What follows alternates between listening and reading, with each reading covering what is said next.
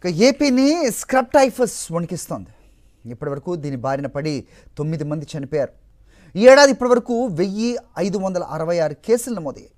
కేవలం 2 రోజుల వ్యవధిలోనే కొత్తగా 746 కేసులు నమోదయ్యాయి. అయితే ఈ మరణాలన్నీ స్క్రబ్ టైఫస్ వల్ల జరిగినట్లు నిర్ధారణ కాలేదని ఆరోగ్య కుటుంబ సంక్షేమ శాఖ ప్రకటించింది.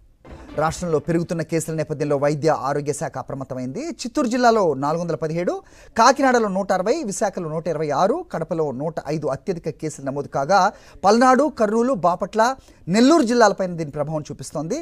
స్క్రబ్ టైఫస్ను త్వరగా గుర్తించడానికి పరీక్షలు పెంచాలని, లక్షణాలు కనిపించిన వెంటనే చికిత్స ప్రారంభించాలని ఆదేశాలు జారీ చేసింది.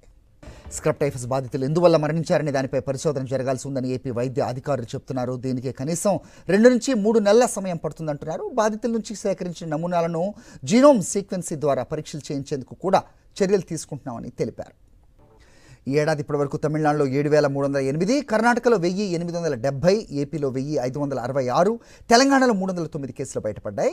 ఆంధ్రప్రదేశ్లోని 26 జిల్లాల్లో ఆర్ఆర్ టీమ్స్ని ఏర్పాటు చేశారు. బోధన ఆసుపత్రులు, పిహెచ్సిల్లో కూడా స్క్రబ్ టైఫస్ పరీక్షలు నిర్వహిస్తున్నారు.